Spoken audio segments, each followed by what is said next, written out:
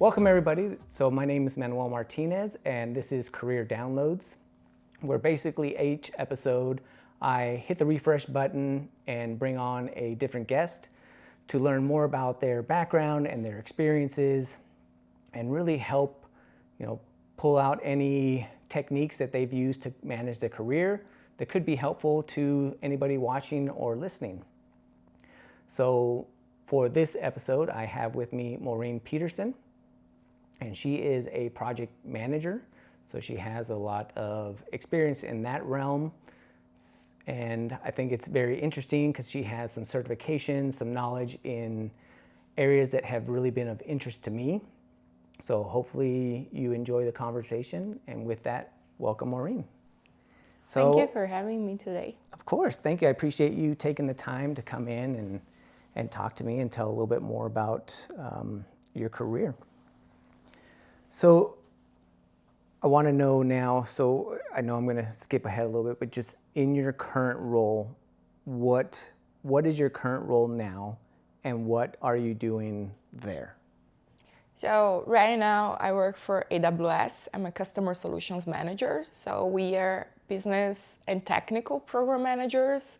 We are in charge of helping very large customers to navigate their migration from data center to the cloud using cloud technologies. And then there's some customers that are ahead of the cloud than the others. They are using database systems, they're using analytics systems, they might be using storage systems. So what we do in my team, we help our customers to make sure that they are getting the best out of their cloud journey by it's from anywhere from helping them to start a project from scratch, writing project plans or working with their software developers in the customer to understand what are they doing and how can we help. So one of the things I do right now is to connect specialists inside AWS to help our customers and bring them trainings and bring them to the events that we have to make sure that they are learning and taking the best to resolve their business outcomes. What I've been doing with every guest is if you can just kind of start off, just give me a little bit of background and, again, as much as you want, just kind of where you grew up and, what eventually got you interested in technology and kind of how you got started. So I'm Brazilian. I was born and raised in São Paulo, which is a very large city in Brazil. And then I'm now living in Las Vegas. I immigrated here first as a student. I came to study when I was in 2008. I came to get my third degree, and that's how I got here. There's a long story about that.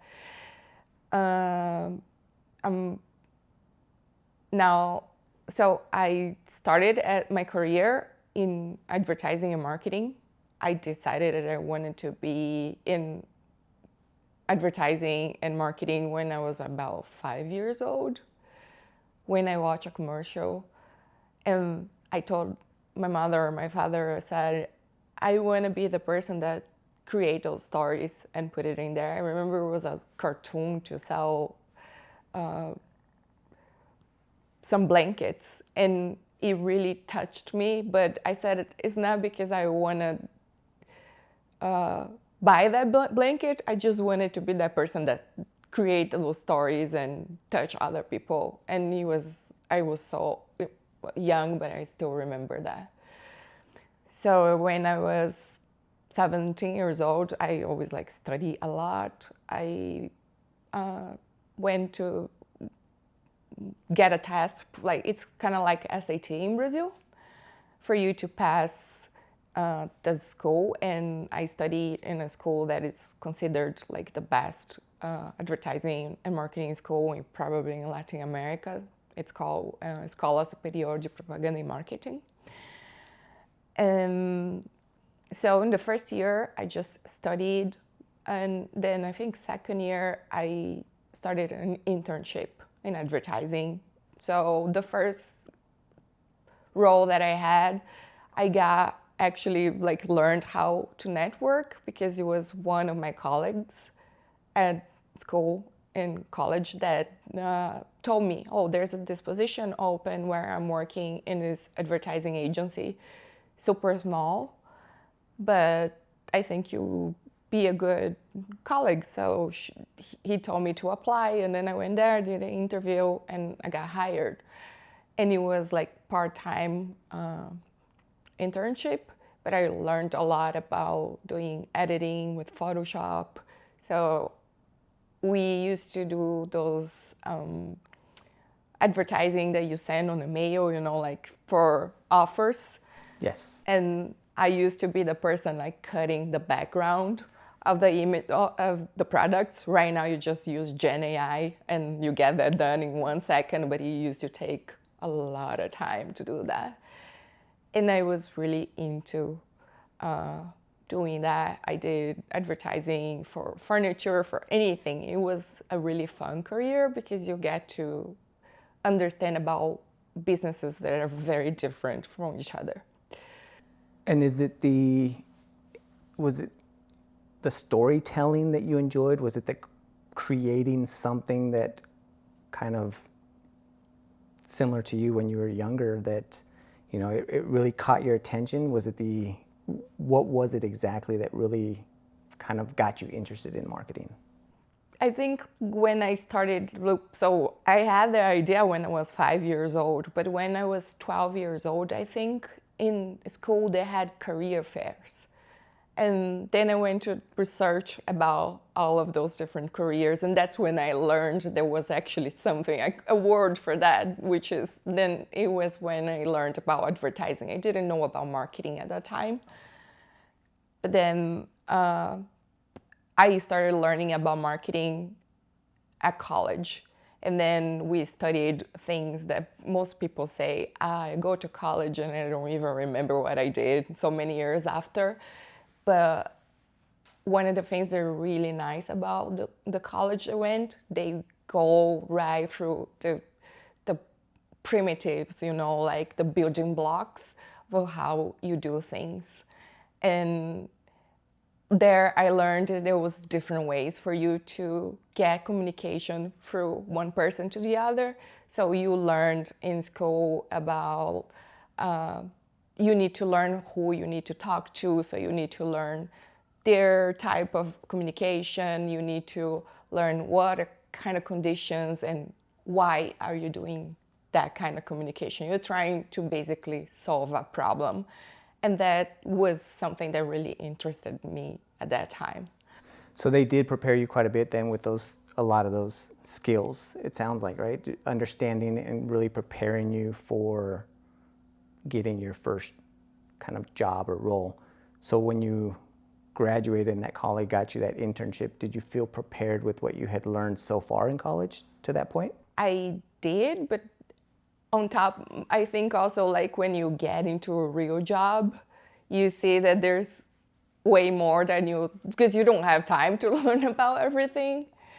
And then I think also I learned when I started learning more about marketing, I got more interested in marketing than in actually. So in the beginning, I wanted to be an art director and do like work with Photoshop and Illustrator. So I got trained for that. But then I get really interested in the part of doing marketing research and learning about people and learning about their needs and how you get to fulfill those needs. And sometimes you're in advertising and marketing, you're trying to sell things that people don't really need. And that's kind of like it's like a very fun game. It's like people like to play video games. I like to understand people and what makes them happy, what makes them sad, what are their needs. That's something that is really interesting to me. So I think a year or two after I got that first internship, I got into there's this company in Brazil, I think it was like very beginnings of people opening for you to look for apartments or houses online. So it was one of the first portals in Brazil where you could get that part, like work, try to look for a rental online. And that's when I learned all this thing, internet. It was a long time ago. That it was really fun to work with that, because in that moment I realized that you can reach so many people in a scale that you could never imagine. So that started beginning to interest me in online marketing and advertising. So then I went to another job more related to the online advertising and marketing in a very large portal that also is kind of like here, you'd be similar to MSN or, AOL or something like that at that time. It was a portal that had a reach all over Brazil and also Latin America. So I remember that there was one day when I realized that I could put one ad and reach someone in a different country. And it felt like it was so cool. I thought, oh my gosh, I'm doing a work here, sitting in my desk and my computer. And even it was pretty interesting that I think, oh, there's someone speaking another language that is getting impacted, and they might buy something or they might learn something about something new. And I did that. So that's when I started kind of realizing there's something there in technology as well.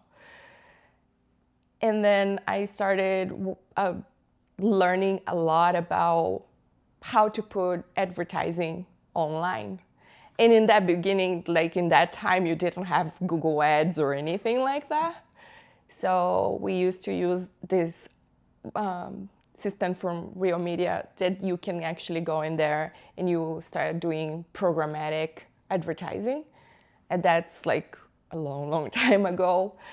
And I remember my role in there, I was a online marketing coordinator. I was supposed to be talking to the customers of like the big clients, large retailers that came. They will give us a marketing budget, and then I would have to plan. So how am I going to use this marketing budget? We had this internet portal. There's several different pages, right? There's the news, there's the finance pages, there's the like some areas for women, for kids. And then I was in charge of like actually creating a plan to maximize the return on investment on that advertising. So I wanted to learn how to do things really fast, and that's how I started like learning about the system itself, because we used to use like Excel spreadsheets, and then you have to like manually do things. And then you have to get those Excel spreadsheets and send to the person, like the IT guys, let's say. And sometimes it would take a while, or we have a problem sometimes because they used to still use like banners and pop-ups, and there is specific formats, and sometimes someone will program the wrong size and you will mess up with all the content in the page. And then I was always like going to that guy that was actually in charge, the admin of the system.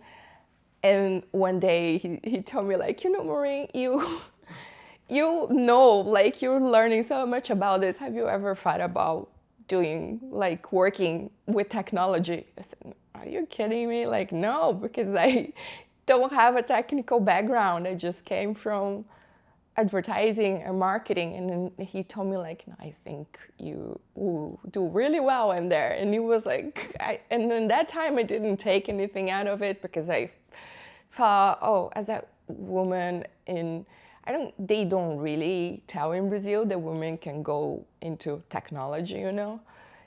It's mostly like, I hope that things change right now, but at my time, if you wanted to go to a technical school, like go to engineering or something like really, really IT, computer science, they would say, oh, you're not even like feminine or anything. And I said, I always thought, this is not right. It's just like a new thing for you to learn. It shouldn't matter if you're a guy or a girl. So then it sounds like it probably wasn't very common then for somebody like that to say, hey, you should go into technology. So that admin person that asked you, that was probably part of the reason you brushed it off was it sounds like it's not very common at the time in Brazil. So did it catch you by surprise then? It catched me by surprise, but also it was like, aha moment. You can see like the little light bulb in my head saying, oh, that's a possibility. I said, I'm not changing my careers right now because I really like the other side of marketing advertising, but I think it created something in my heart that was just sitting in there for a while. So I think like after that, I have always been working a lot and studying. And one of the things I've always wanted to come to the US because I came from a very dysfunctional family where things were not good. So I basically used studying and reading and learning new things as a way of distracting myself from what was happening at home. And I taught myself how to speak English. That's why I have this very thick accent, because I didn't go to proper like ESL classes. I used to just get music when it was still CD players. Oh my gosh, I'm making myself be really, really old in here. It's okay. I remember cassette tapes, and my dad grew up with 8-tracks, right? So and record players. So no, don't worry. So I used to translate music back and forth and try to learn that. And I have always wanted to come to the US to study. So while I was still working, so I did my bachelor's, got in advertising and marketing. Then I went and got an MBA really young, still like a year or two after I got, because I wanted to learn about the business side, how to network. And some people said, oh, you were way too young to do an MBA, but I always wanted, I had this thing in my head that if I studied really hard and make myself different like from other people, by differentiate myself by getting lots of degrees and certs, I would thought that I would be able to get myself out of the bad situation at home. So I saved a ton of money, and when I was like 28 years old, I was able to save enough money, and I researched a lot. So I thought, how is the best way for me to get to the US legally and still trying to get into my career? So what I did is I signed up for a community college in the Bay Area, because one guy that used to work for me, one of my customers, that it's like you used to be like a very rich guy, they're always traveling. He said, if you want to learn anything about online marketing, online advertising, now that there's Google, there's all those new things popping up, you should go to the Bay Area. And that's how I got in there. So I signed up for an associate's degree in community college. When I got there, they said, oh, but you already have a master's and a bachelor's, why are you coming in here? I said, I just want to have this opportunity to come here in the Bay Area, learn about this market and improve my English. So there was like many reasons why I said I'm gonna kind of like, if you think about step backwards, but I always knew that if like it's a step backwards because you will help me move forwards. And that's how I got the money I had to do this. It was the cheapest way for me. It was going to community college. And the associates was still within digital marketing, so it was still in that area, Yeah, correct? so I wanted to do digital marketing, and the closest things that they had in there was internet technologies. So in that they had some online courses they had some marketing courses. I had to take some math courses. Even I had to take biology back to fulfill the credits, but they had like a little bit more into the technical side. So that's more like when I started seeing IT. So that's when I first took like network class for internet network, and I learned about the 7 layers of, and then I did some HTML, like CSS. That's how I started learning a little bit about coding. I figured out in there, said, yeah, coding, I don't think it's for me. It's hard, but I really enjoyed learning about that side as well. So after I finished that course, I had about a year to stay here with a visa for like OPT for you to do internship in here. So I was able to work with someone that I knew through community college, so that's their networking as well. That person was opening like a badminton academy as a side business from what she was doing, and she said, "Come be my marketing manager here, help me out with that." So I did that while I was still on a visa, and then when my visa was like about to expire, I said I'm gonna go back home because I'm not gonna be here illegally, and I think it's time to go back. It happened, and then I met who is now my husband a month before I have to go home. Oh, wow. So. And you met him there at school, or No, while you it were working? was like, so I had this friend, and she told me like, Maureen, all you do is you study way too much. And I always have been the geek person, like always studying. She said, sign up for online dating. And I said, I'm not gonna do that, it's too pathetic, but here I am, so. Oh, and it's probably at that time it was newer, right? So online dating wasn't what it is now, because back no, then it wasn't. So it was really awkward as well, because I thought, I'm not doing that. I think like today everybody is swiping right, swiping left, but it was not that. But my friend told me, you need to, not everything is about work and about your career and about your studies. You need to enjoy life as well and go meet people. And then I did. And around this time now, so I think you said when you left Brazil, it was around 28. So, and how long was your visa for? Is it just the 1 year, or? So I was here in a student visa for 2 years, from 2008 to 2010. And then I graduated about like in April or something. Then from April until the end of the year, I was on this OPT visa to do my internship. So it was a little bit less than 3 years that I was here in the student visa plus the OPT. And then right in the end, I was reached out by a friend in Brazil that used to work with me in the previous companies. Like he told me like, oh, just come. We are just getting this new online marketing company that is a big retailer. They aggregating like 3 major brands. Like there was a furniture store, there was a electronics stores and a grocery stores. And they said, we're gonna do all the operations for their online marketing.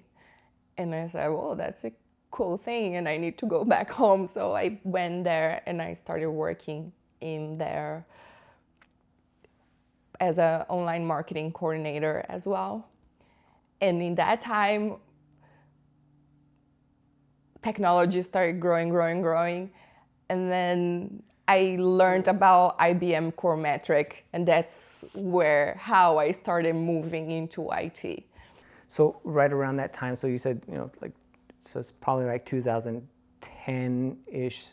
So here we had that big crash, the economy crashed around 2008.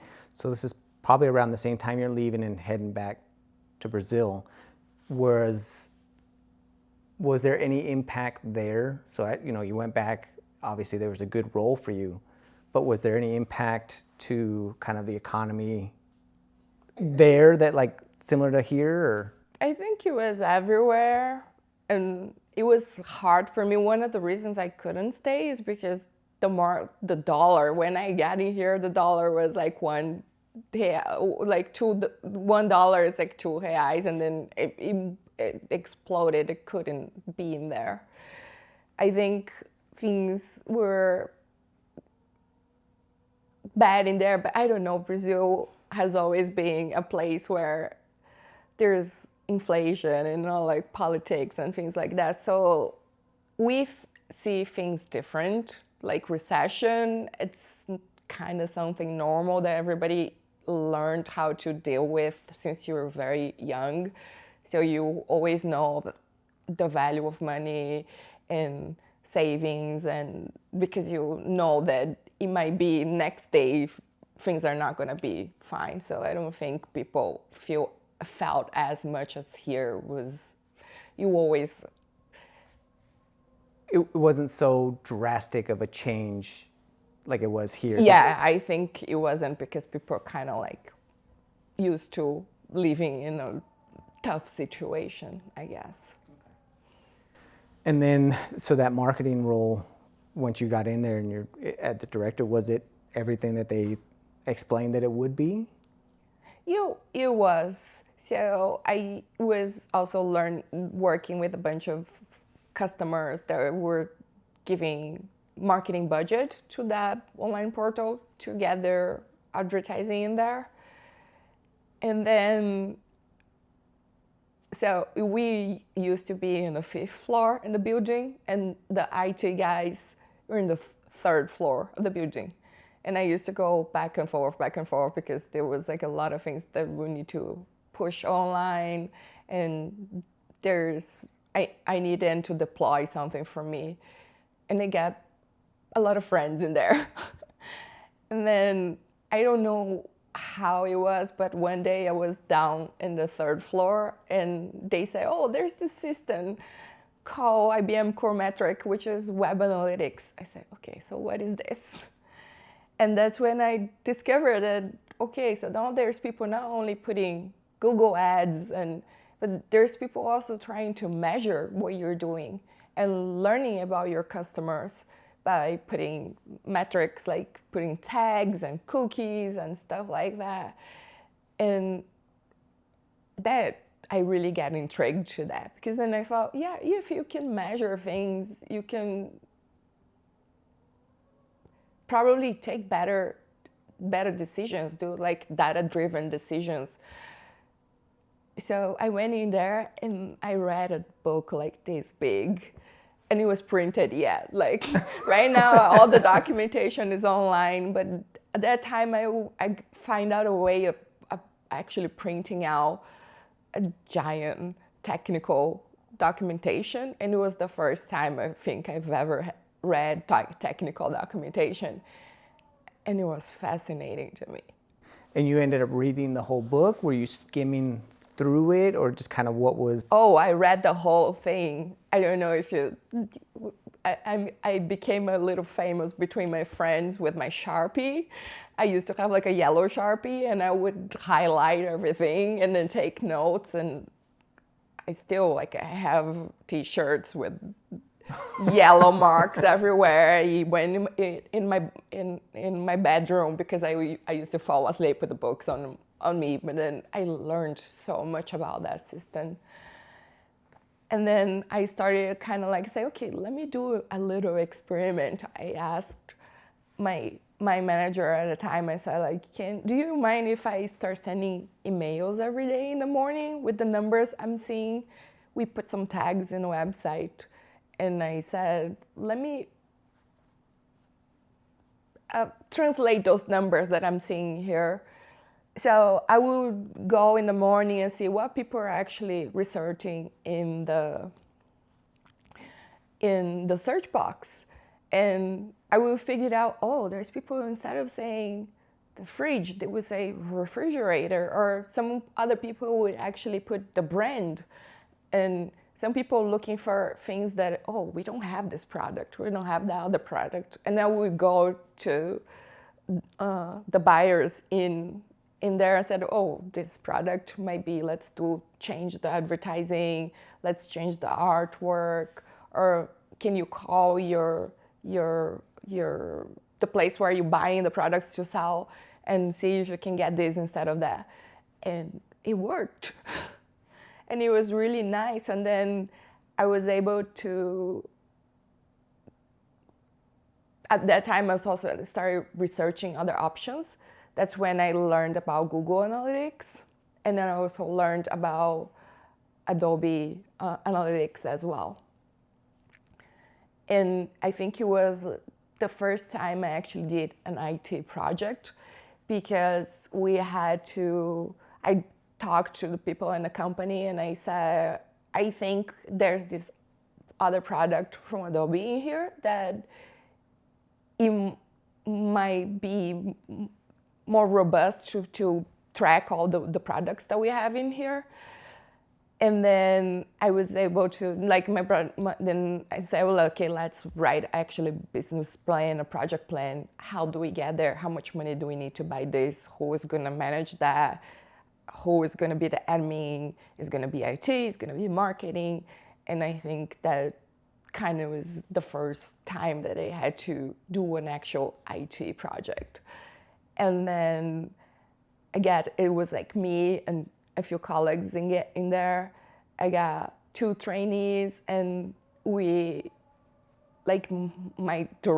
our director gave us a very, very, very tight deadline. Said, okay, so I was able to negotiate with the vendor that we can do a proof of concept, and we're not going to pay for the service while the proof of concept is in there. So they said, they gave us 3 months, but I think we can't spend that much time doing that, so do as fast as you can. And again, I read another, I think, I swear to you, probably 5,000 pages of user guide and technical guides on how to implement that. I was able to get... And this user guide that you were this was for implementing the Adobe Analytics? Yes. Okay. And then I was able to get some budget as well to get developers to actually put the code in there, because as I told you before, I am not good in coding. And you need to put some scripts in the page. So what I did is I said, I'm going to plan with the marketing side of it, the business side of it. What is the business problems that we're trying to accomplish in here? And what we did is we mapped the whole project from how the first time we tried to get an advertising, and you enter a website first time. What are you clicking on something, or are you searching for the actual product?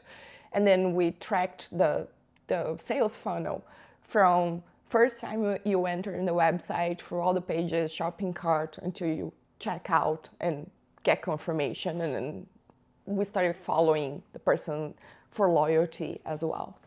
So that was a very nice project that we did, and we were able to implement that thing in less than 30 days. Oh, wow. So it was super cool. And that project, did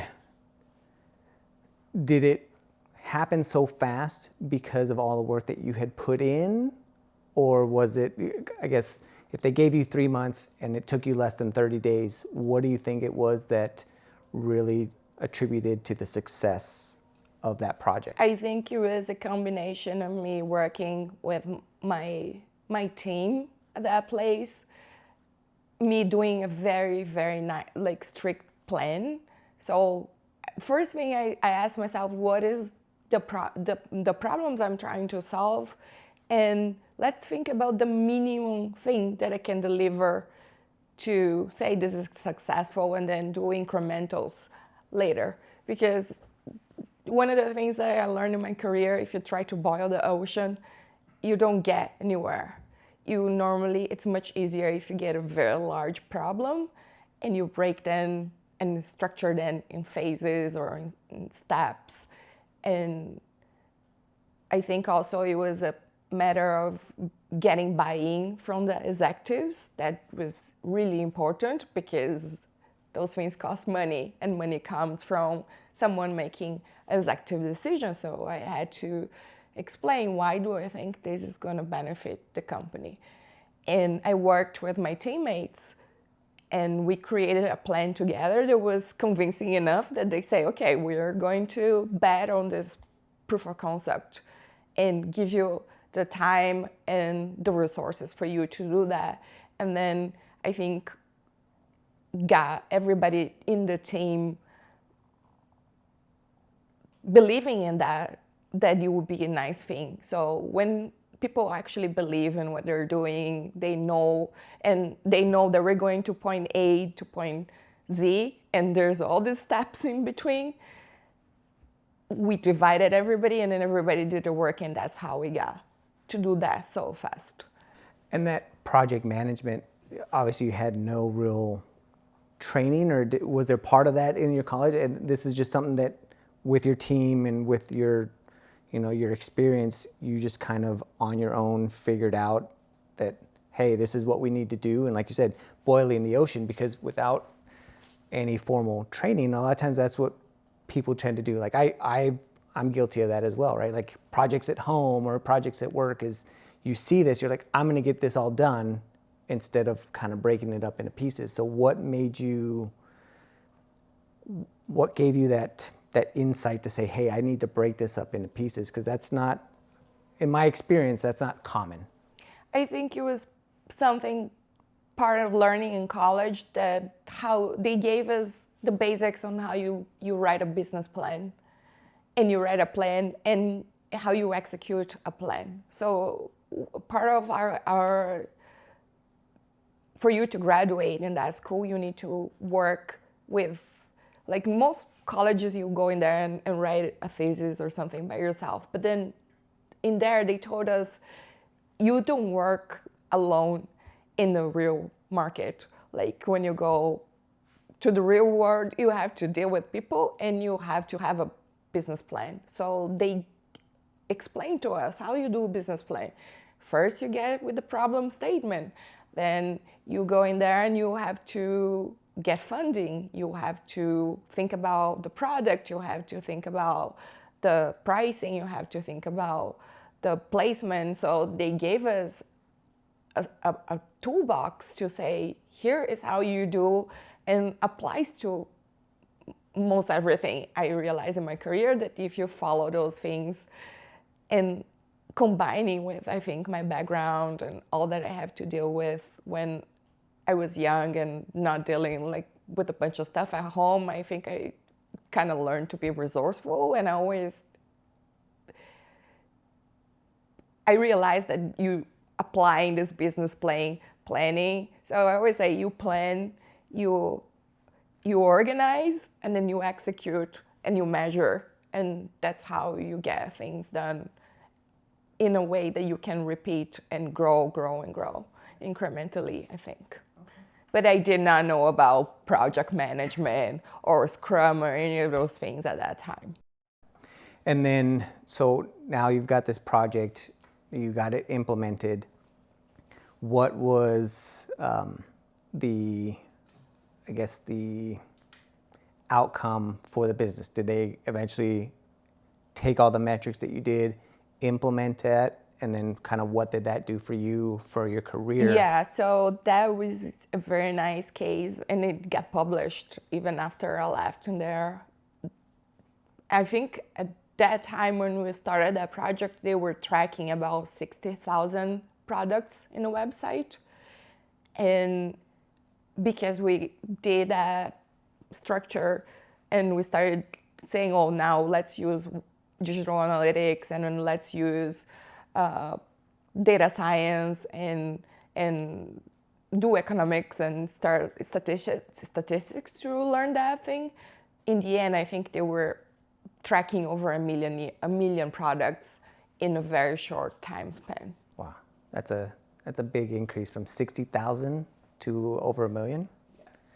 And you leading that project, did that bring you recognition within that company? Did it allow you to get promoted? What did that, that successful outcome help you? I think maybe I will be promoted. I don't know, people that might watch this and let me know later. But in that time, as I told you, I met my husband now a month before I came, and I was doing long distance relationship, and it happened that we got to a point that we say, okay, either we get married or we're gonna break up, because I came here back and forth so many times I can't explain to you. And he did, or you no, did? I did. He couldn't go in there because he was in the Air Force, has security clearances, and it was really hard for him to get approvals to go in there, so I was the one coming. And then right after I finished that project, I worked a little bit longer there, but then we decided, okay, let's apply for my visa. He proposed and say, let's get married. And then I moved here, so I didn't have time to grow that much in that company because I moved to a different country. Got it. Okay. And then, so you got married, and at that point you ended up coming over here. So then what was that transition like, going from that role? What did you come and do here, and where did you move to? So I don't know why, but I put my profile on LinkedIn and I started applying for a bunch of positions. First in marketing, I thought.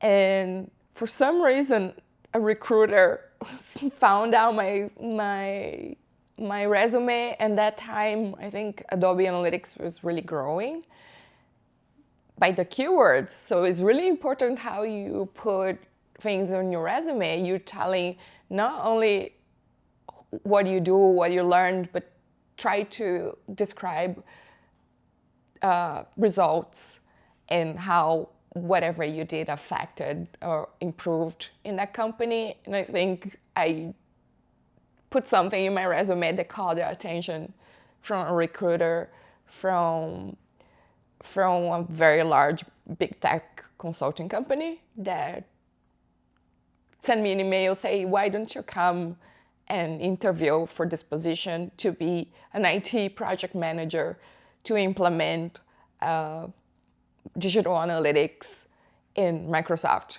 I said, I said, what?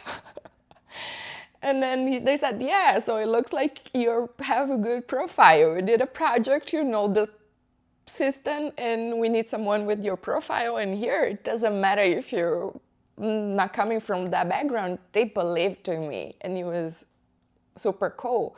It was hard for me because I had to move from here to Seattle, and I was commuting back and forth again. I just came from a long distance relationship. We got married, and here I go again, because when they offered that position, I had to have like a very hard thinking, oh, it's just like second year of my marriage. But someone believes that I have what it takes to work in this industry for Microsoft. It was mind-blowing for me. I came from a very, very like kind of poor neighborhood in Brazil. I would never dream about something like that. And I said, this is a once in a lifetime experience that I can't let it go. And then I went in there and I tried. Well, and that's awesome, and especially obviously, you're just getting married, but it sounds like your husband was also very supportive and was okay with you going through and kind of still progressing your career, right? Like he wasn't like, oh, well, you're here, we're married.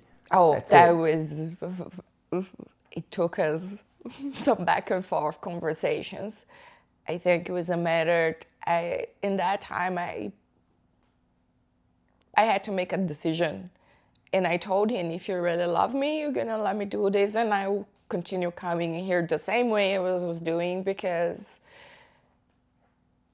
as I told you, when I was a kid going through all of that, I always thought that my career is, and me studying, it's what fulfills me and what is gonna take me out of the bad places I have been. And I said, I'm not gonna just sit down in a house and be your wife.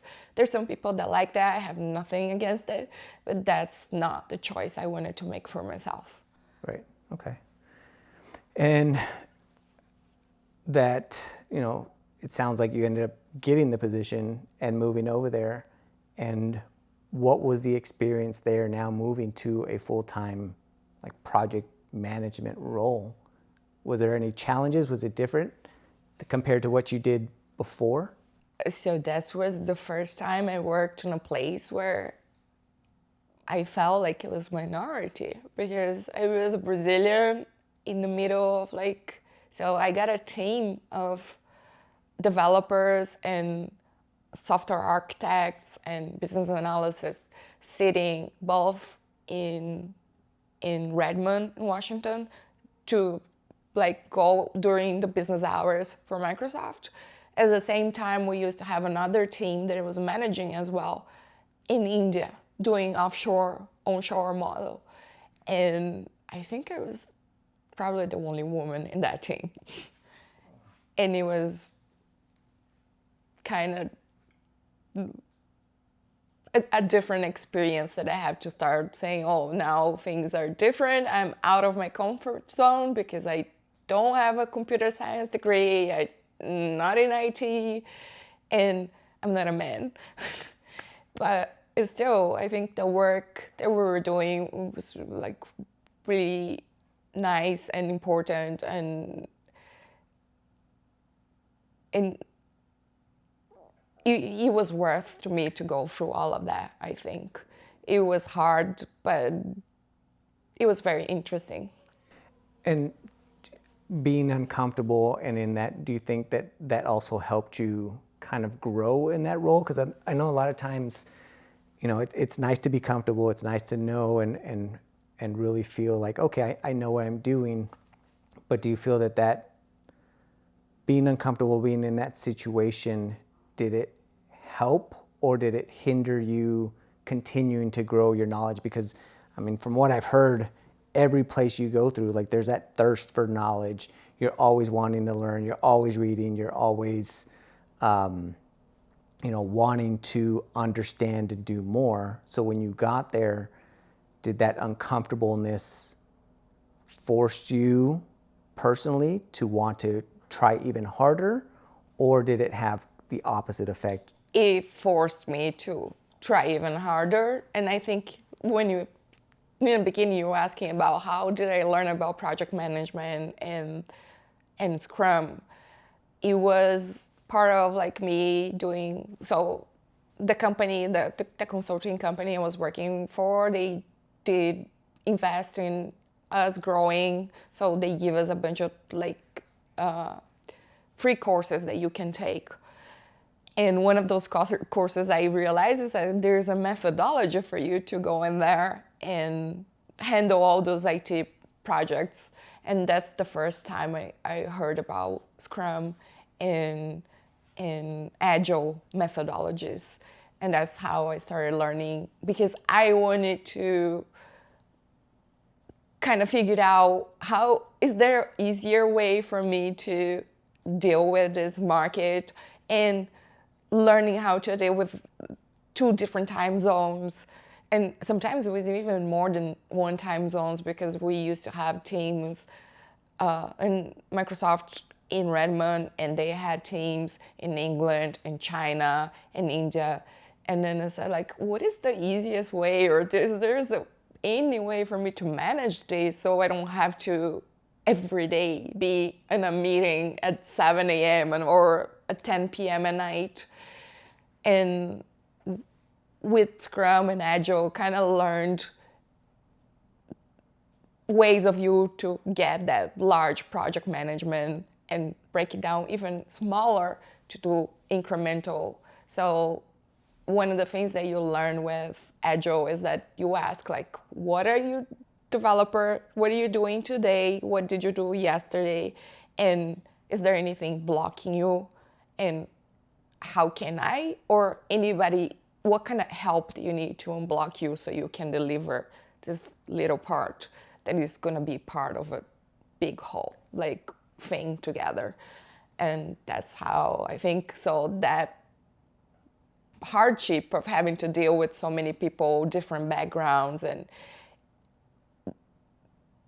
speaking in a language that was not mine, it helped me to be even more curious about how can I apply things to make things easier. And that training that you went through, was it just kind of foundational? So I've looked and kind of researched a little bit about Scrum. So the training, was it actual Scrum and Agile training to get like the certification, or is it more, so I come more from an infrastructure background, right? So understanding that a lot of these certifications that I was going through and that I would study for doesn't necessarily translate into really doing the work, right? So if I go and get, let's say for example, when I got my Microsoft Server 2003 certification, it shows that you understand probably core concepts and understand how to do some of the basics and do it the Microsoft way. There's multiple ways to do anything on a laptop, right? Like I can tell you, hey, do this thing, and you'll probably get to it a different way than I would. You'll choose different menus. Some people like to use the command line. There's a number of different methods.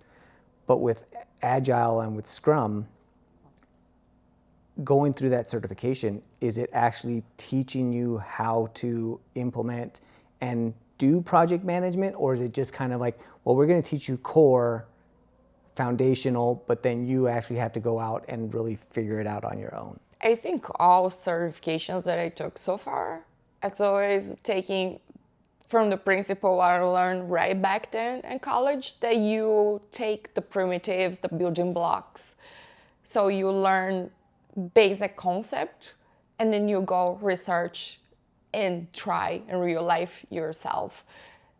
I don't know if you look at Instagram or TikTok, and people, there's so many memes about developers hating people that do like Agile. Oh, it's more meetings about meetings. So I try not to stick too much to what I learned in the certification, but I definitely think it's a good foundation start for you to say, okay, so how do I learn about, there's so many things to learn, giant problem. Where do I start? Someone already did this, created a methodology. I'm gonna go there and learn about it and say, well, what applies to me and what not. You don't really need to stick to it, but it definitely helps. Got it.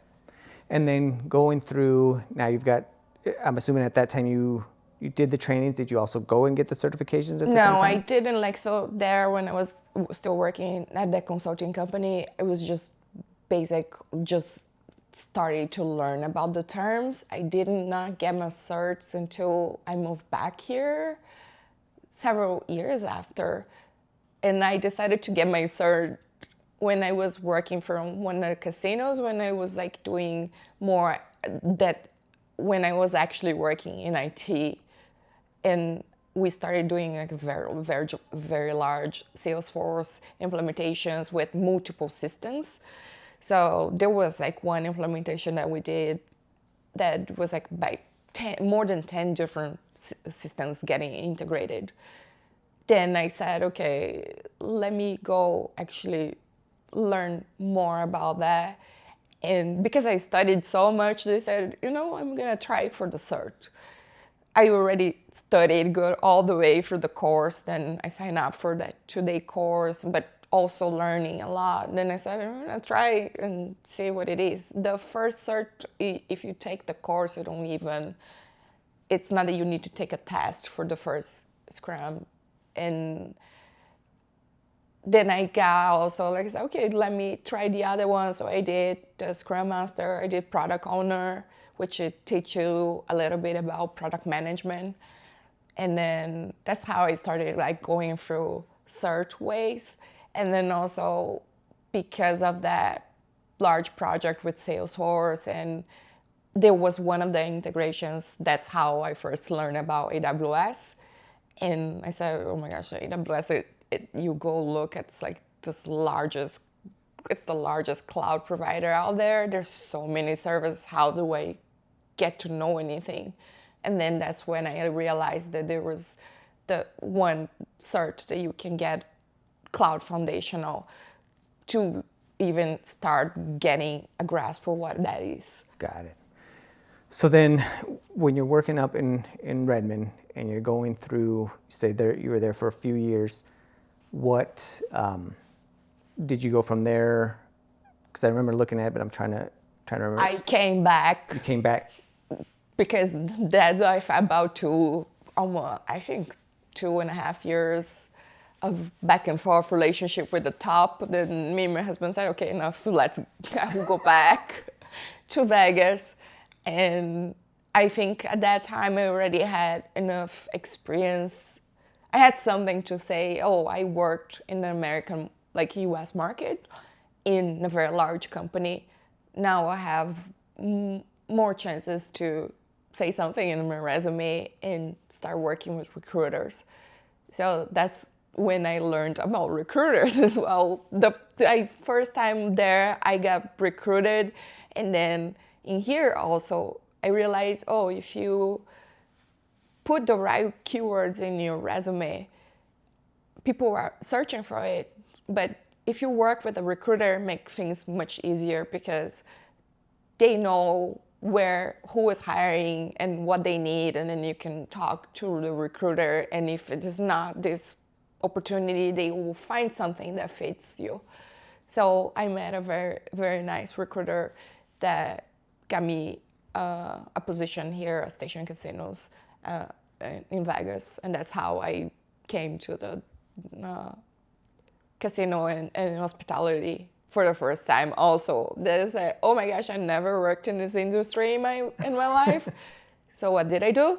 Another book. Yeah, I learned it was like actually 2 or 3.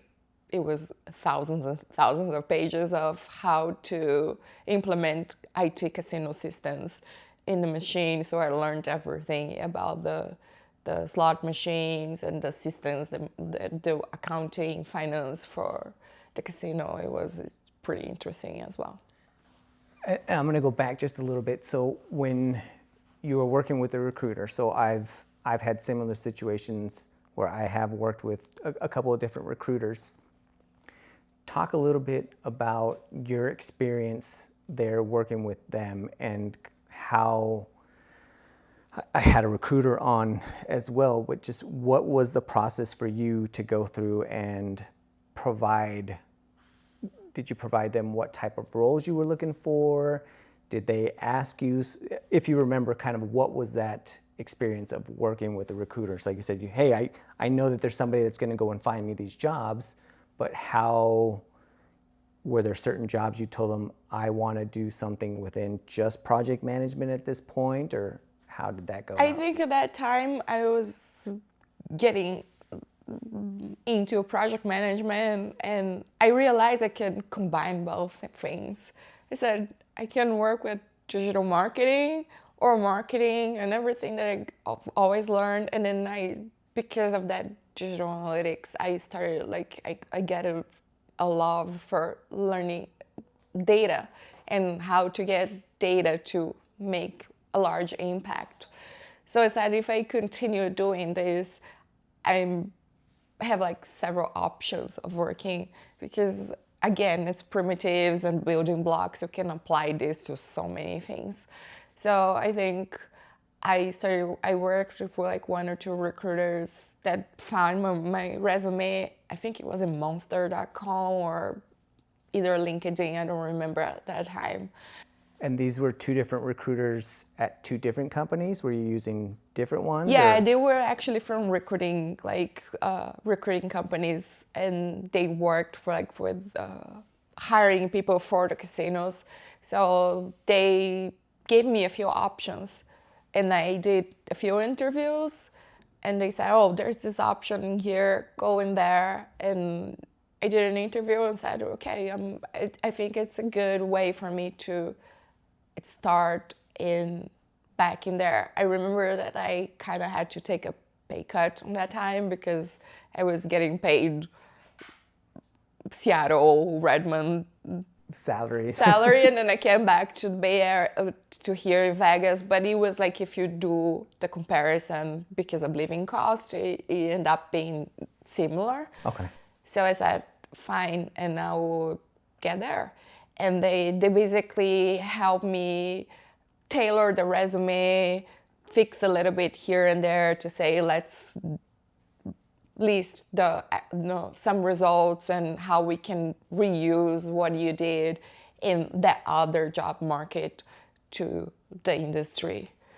And that was like helpful. And also they help to, there's some positions I learned later that sometimes don't even go to, they're not announced, or if they announced, they get fulfilled really quickly because there's so many recruiters bringing candidates. So that helped a lot working with it, because they would bring your resume in front of the hiring managers, and that makes much easier than doing by yourself.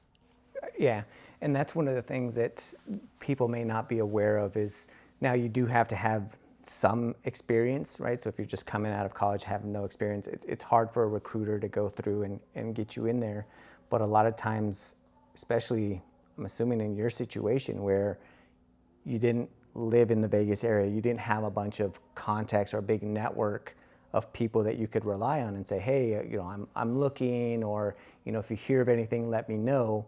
So that's where a recruiter really comes in handy, because you still have to know the material, right? You still have to be able to interview and do all that successfully. But the recruiter's really helping, sounds like they were helping you tailor your resume and making sure you're putting the right keywords, the right information in there. But they're helping you get that resume in front of the right people and basically opening the door for you to say, hey, here, let's get you in.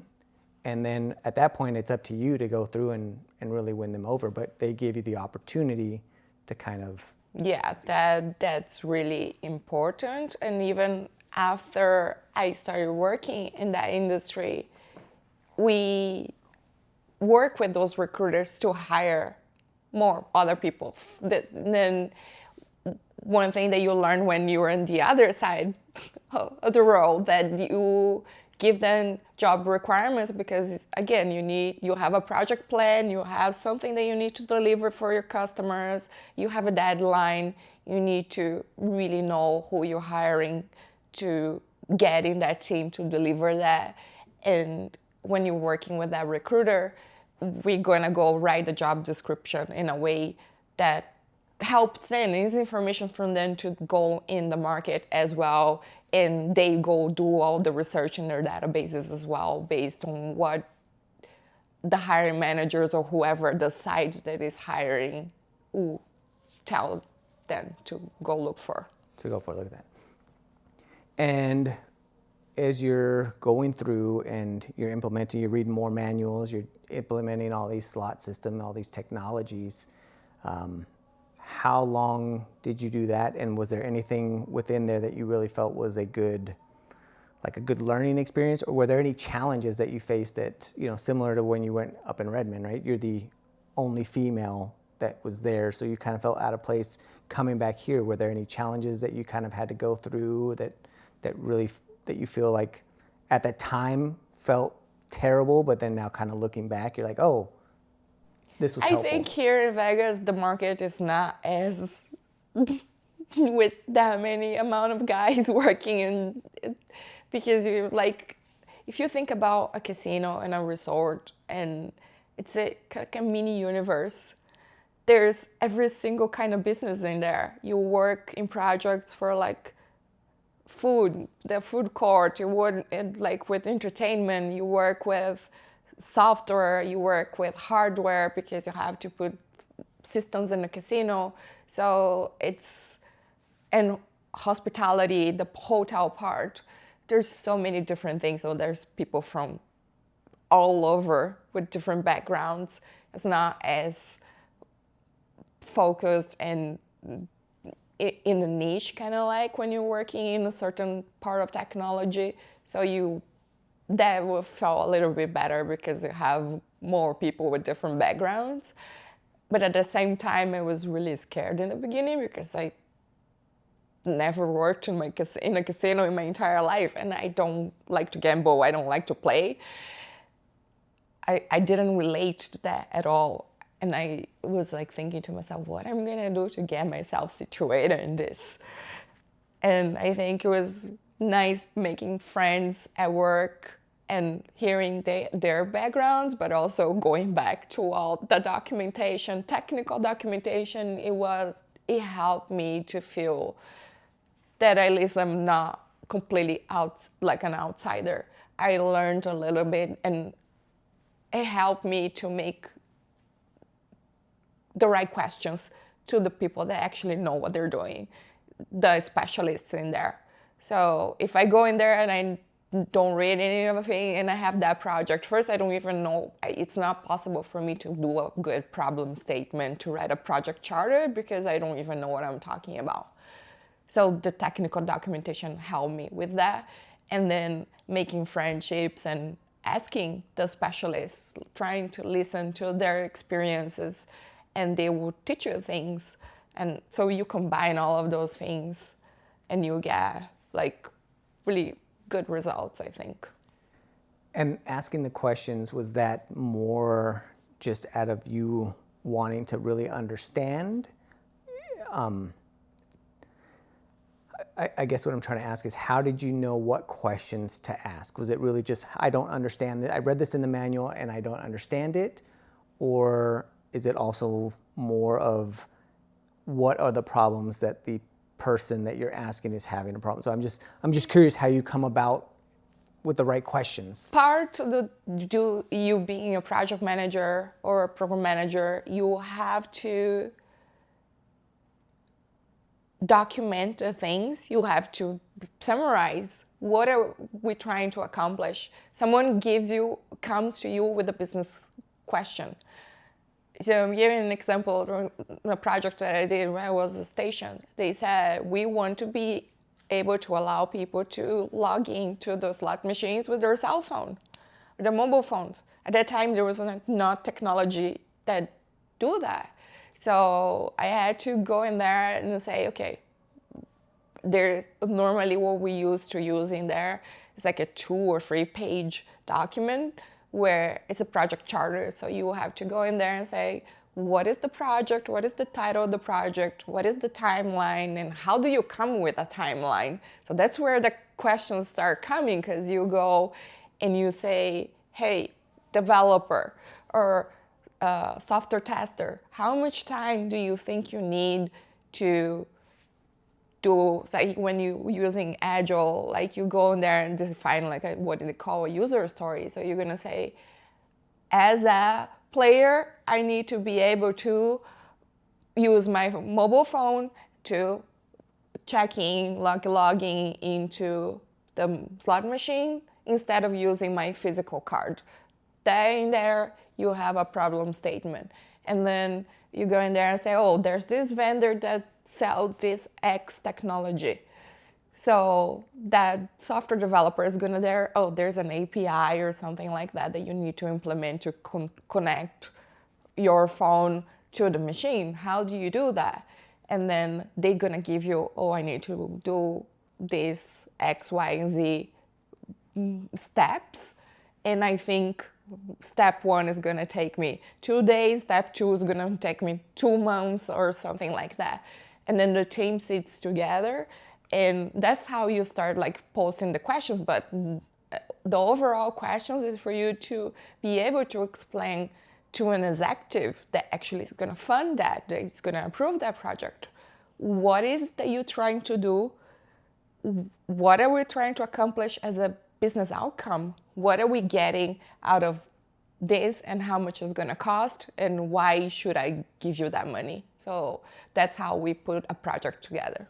So then when you're going and you're working in, it sounded like it's station casinos, eventually you kind of moved into Boyd casinos, or Boyd gaming at that time. The transition there, was it really just going from one gaming business to another? Is it because, was there an opportunity? Was there, the projects weren't just as challenging? So what kind of propelled you to move over to another? I've tried to get promoted at station casinos, and it was not happening, and didn't have the opportunity at that time. So I thought, let me try something else in a different place and maybe it will work. So it was in that time kind of started researching about up is not the only way. You can move laterally as well, and then try to get yourself different experiences. I said, okay, maybe now if I go to a different company, I will learn more and have more opportunities to grow. Okay. And did that happen for you? So moving over here, those experiences, did they help you grow? Because I know a lot of times we always think, the grass is greener on the other side, basically meaning it's going to be better somewhere else.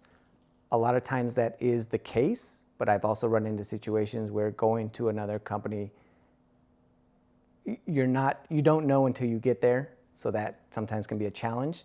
So did you get the experiences and the growth at the new place that you were expecting? Yes, I did. Grew a lot in there. Yeah. So I started in there as a project manager, and I got promoted to senior project manager, and then I moved as a Scrum Master. So I started that from scratch with me and my previous, like my manager and one other person. We started doing that in there, and I learned a lot, got way more projects, got exposed to, for you to like have a sense of how much more I had an opportunity to do deployments. Every couple of days we're doing deployments. So you actually getting a project, all the development, testing, deploy. So it grew and grew and grew and grew. The reason I actually got to AWS is because I learned so much at Boyd, and one sweet day I said, you know what, I like this, let me try. In that case, I don't know how, but I uploaded my resume in the careers site on Amazon, and I got a call.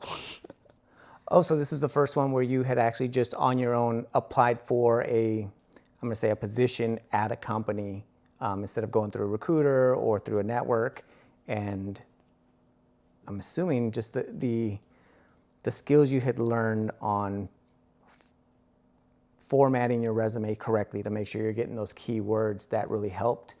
So how long after you submitted your application did you get a call back? The next day. I never thought that would happen. I got a call the next day. And what was that process like? So I'm assuming, a big company like that, big AWS, getting a call the next day, being just shocked that it's that quick. What was that process for you to kind of go through and then eventually move into that role? Like, what was the interview process and the preparation that went into that? So in there, I got a call from an Amazon recruiter, which is the first step that you get. And then he went through my resume and then made questions based on what the job description was. And he thought I was a good fit to pass through the next step, which is a phone screening with someone that actually worked in that position or in that department. So I think it was like 2 weeks after that I got through my screening, and then I passed that one as well. And after that, you get through another process, like where you have to write an essay. You have to write a 2-page essay. They give you a question talking about something like an innovation or something that you did in previous work, and then I explain something that I did here in Vegas with Agile and how I use that to help the team do, how do we get to so many deployments, and had to make sure that my English was like pristine. So it took me several days to sit down and write and read and ask like my husband to take a look and say, what do you think? And he didn't understand a single thing it was in there because super technical. Then. So you didn't have a network of people to kind of go through and help proofread for you? So it's really just, you're doing a lot of this on your own? I did most on my own. I said, okay, let me ask my husband just to proofread, but he said, yeah, I'm proofreading, grammar sounds really nice. I don't really understand the terms in here. He kind of understood what I explained because it tells a story from a business outcome. And then I uploaded my essay in there, and someone liked it and said, okay, now you're ready to go through the loop, which is those 5 interviews that you have to talk to different people in the same day.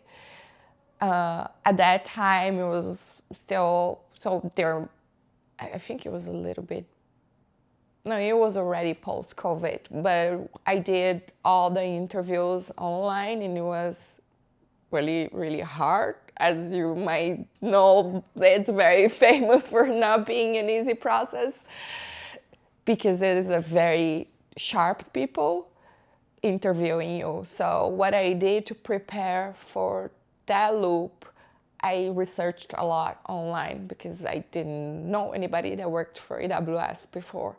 So I went to learn about the STAR method, which is like you go through, you need to explain the situation, the task that you did, the action that you did, and what was the results.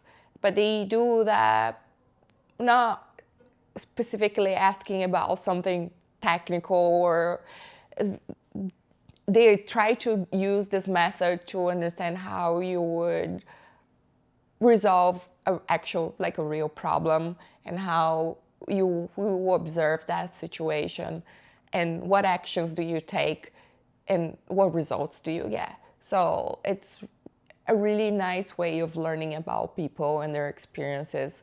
And it kind of made me, when I learned about that, I said, oh, it doesn't really matter that I don't have a computer science degree, as long as I have that experience and I can explain something that I did to come to a business outcome.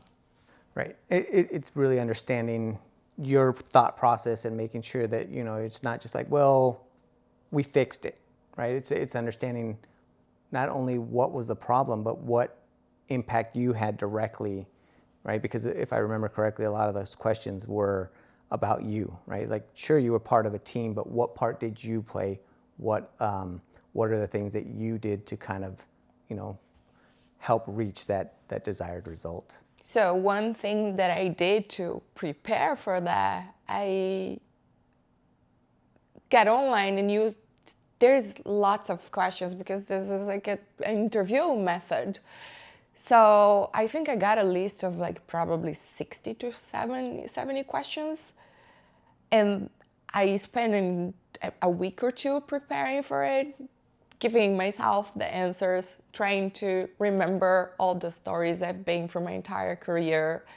And I wrote down as if, so it helped me to prepare. And then when I looked at that, I was like, oh my gosh, I did a lot of things.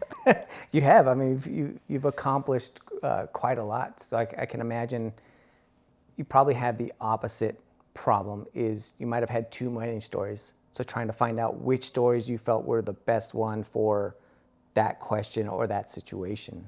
Yeah, so I think because I prepared, I kind of did some filtering myself to say, out of like when you do deployments every other day, there's so many stories for you to tell. I wanted to showcase the ones that had the largest impact somehow.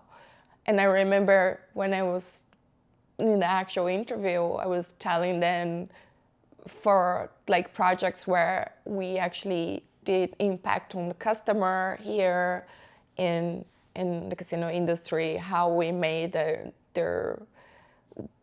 So there was one project that I did to help casino halls to keep track of their communications, to give customers a way better experience because it's personalized. We did assistant for casino hosts also to schedule events. And then in the other, like when I told that story from Brazil, from being able to track so many products and learn about the consumer behavior. So preparing for the interview gave me a chance of like saying, out of all of those nice things that I did, there's some projects and nobody cares, so I'm not gonna use those as a story. And so you went through, you were able to obviously land the role.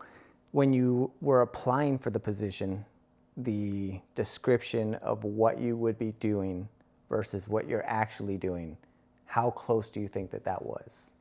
It was pretty close.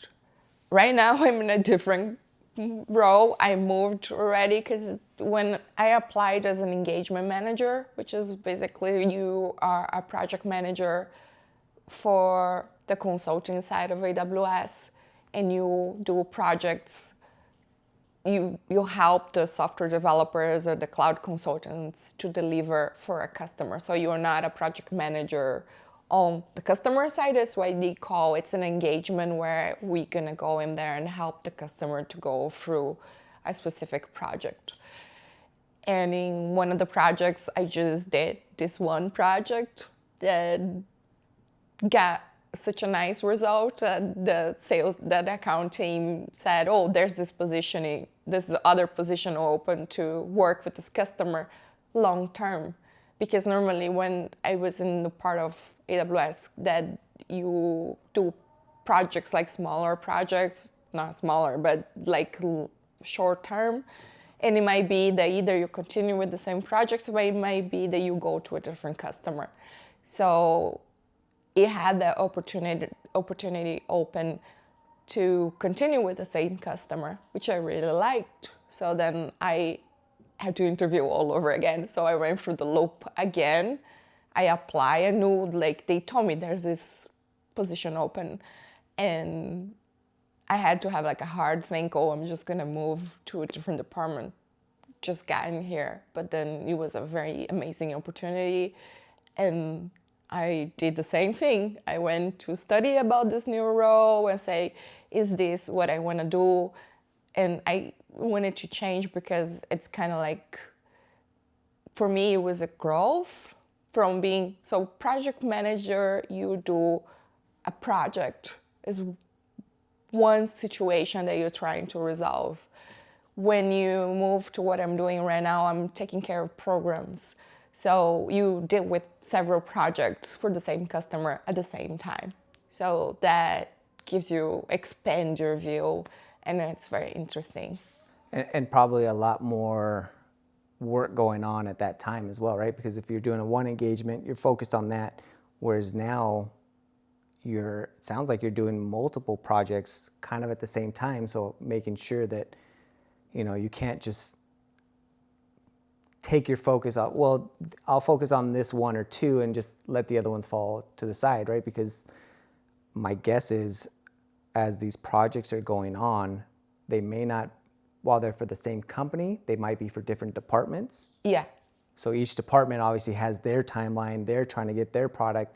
So they're all important, not, well, these are important and these are not, these can wait. So time management skills sound like they're important.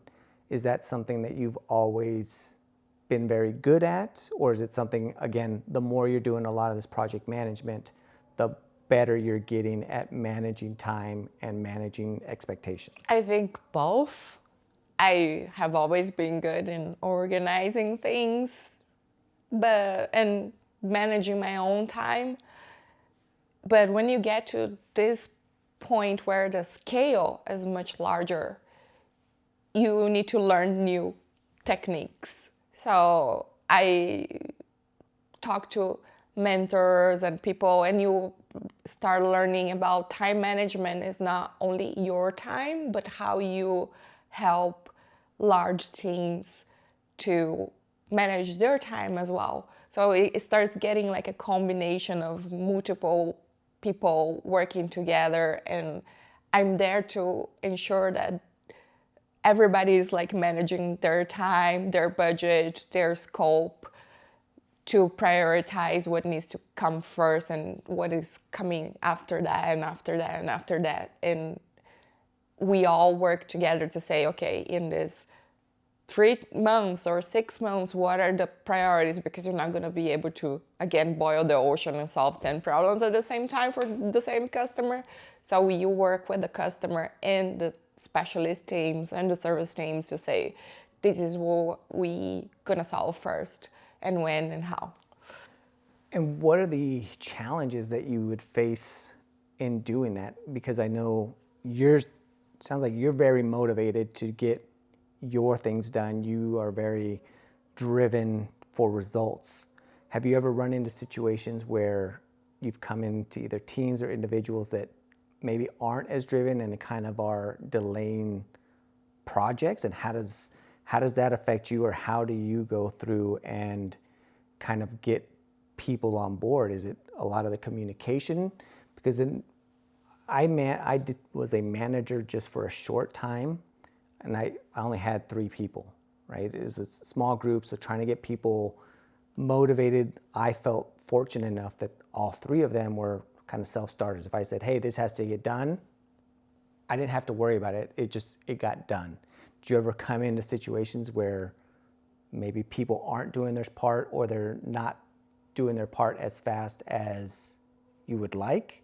And how did you deal with that? I think we get to this very often, but not because people are lazy, or it's just because they also have so many things on their plate. So what I do to handle that, it's, again, I'm organizing several projects to get to several business outcomes. Sometimes it comes to a point where we need to prioritize and deprioritize.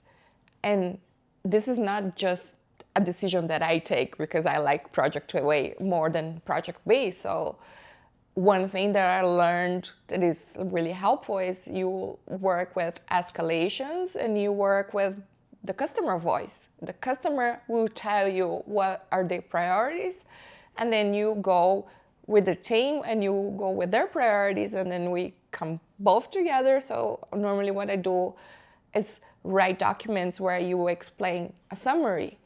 I have the 3 problems that we need to, and there's only so much time for people to do. Then you give that to the next level. So you go to executives or people that kind of have a clear view of the situation, and they're going to help you. They're going to guide you to say, let's focus our time in these 2 things instead of 10 things. And that helps. Don't, like, one thing that we learned is also don't hold the bag, don't try to solve everything on your own and carry the weight of the world on you, because it's a combination of multiple people doing things to get to that business outcome. And in this role, is there anything else that you feel that you've kind of learned or that has been a challenge? Anything else that really comes to mind that would be, interesting, or, any stories that you're like, oh, I had this one situation that, was of importance? I think one thing that it might help someone else, sometimes I go through very bouts of imposter syndrome where I feel, oh, I'm in this amazing company that has people coming from Ivy League schools and they come from the best science background and they have all these experiences in large companies. And sometimes I think, should I even be here? And one thing that I have been doing to mitigate that is to write down the little success and what I did in that situation, and also ask for feedback. So you combine feedback from what you're hearing from other peers and mentors and your coworkers, and then you start doing a small summary, annotate everything that you're doing, because after a while you have a list of facts that kind of show you are doing all this work. You're not here for luck or anything. There's something that you're offering that is helping someone. And is that something you do often? Do you go through and actually, did you start that while in this role, is kind of keeping track of those successes and writing things down? Because I know that I'm guilty of not always keeping track of things. And the more I've talked to people like yourself and understanding, and these are tips that even now, I've been doing IT for over 20 years. There's still things that I'm learning now that I think are helpful. And one of them is definitely keeping track of what you're doing. And that has been helpful. As much as I think, oh, I'll learn it, I'll remember it, that's not always the case. So when you're writing these things down, is this something you've always done? Did you just start doing it? And kind of how? I did not do that before. Other than, oh, you annotate things that you do in your resume, you update your resume here and there. But when you're working in such large companies where you do so many things at the same time, it gets really hard for you to keep track of things. So we have those basic reporting mechanisms that we have to do normally, but also I try to keep personal note. And that's one thing that I learned in therapy that really helped me. My therapist said, when you're feeling like that, use facts. So said, today I did something cool or nice, or it was interesting, and what was that? And I just write that in a small, in a card or in my diary, and it's just 1 or 2 sentences. It doesn't have to be I'm gonna write a novel about it. It's just you annotate a bullet point here and there, and then it helps you clear your mind later. I would agree with you. So similar. So I've recently was diagnosed with ADHD, and one of the things that I had a problem with was, being able to manage and keep track of a lot of things. And that was something that I was seeing my therapist, and they would go through and same thing, keep track and jot down what you're doing. I don't do the successes part, and maybe that's something that would be good to implement, but definitely things that have happened throughout the day. And it's funny because I always thought it's hard to write all this stuff down, right? How do I write a 1-page journal and like a diary? And that was one of the things that she had explained. She goes, it's not, don't think of it as a diary, just think of it as something, so we call it our daily download. So I do it at the end of the day, I do a download of everything that happened that day that comes to mind. Like, hey, I did this and this went really well, or this went bad, and kind of either how it made me feel, what I thought about it, so that just to help mitigate and move forward for the next time. And it just brings awareness. Yes, it does. It's more the awareness part, and that was one of the big things when she brought that to my mind. She goes, you're aware of what you're doing. Because again, if you don't write it, as much as you think you're going to remember, you don't. But now it's written down, you come back, and if you revisit it later, it brings you awareness. So when you're in a situation like that again, where you start to feel imposter syndrome or, overwhelmed or whatever it might be, then you kind of go back and be like, oh, I remember one time, and I don't know if it's something, I know you write it down, but do you ever go back and look at them, or is it just the act of writing it down and that's it? I think sometimes I write it down, sometimes I'm gonna tell you, I don't have that much discipline to do every day, but I try to like once a month go back through the notes that I did in that month, and you see, like, even if you did 2 or 3 things out of 30, it's 30% more that if you haven't annotated anything, and then you keep like questioning myself, why I don't even remember. So you build a kind of little library of things that you can use later to kind of prep yourself up. And also, if you ever had to go in another interview, you have facts. It's not something that you were imagining or you have to remember, and it might not be the way it is. You just have something written, it's just as facts. Awesome. Well, I think this has been very informative, very eye-opening, very entertaining for me, and entertaining not in a bad way, but again, I've enjoyed this conversation. Is there anything else that you would like to mention? Anything else you want to bring up before we kind of close this up? I think just tell everybody, trust yourself, count on your friends, and learn, go read. It's out there. It's in one day at a time, and things, if you look, sometimes you might be down, you might be up, but if you annotate, you're normally gonna see that there's training up, and that's really good. Similar to the stock market, right? People are like, oh, it's down, like there's down periods, but if you look at it over a long period of time, for the most part, it's always going up.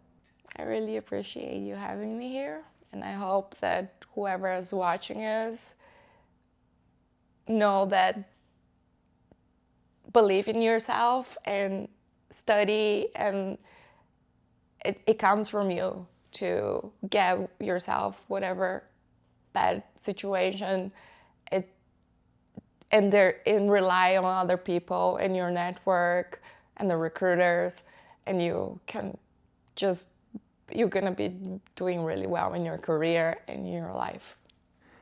Yeah, and definitely, like you said, I can see that you putting in the effort, right? It's not just going to happen for people. Like, you really have to make sure that you're putting in the effort, and the results, they're not always instantaneous, but they will come.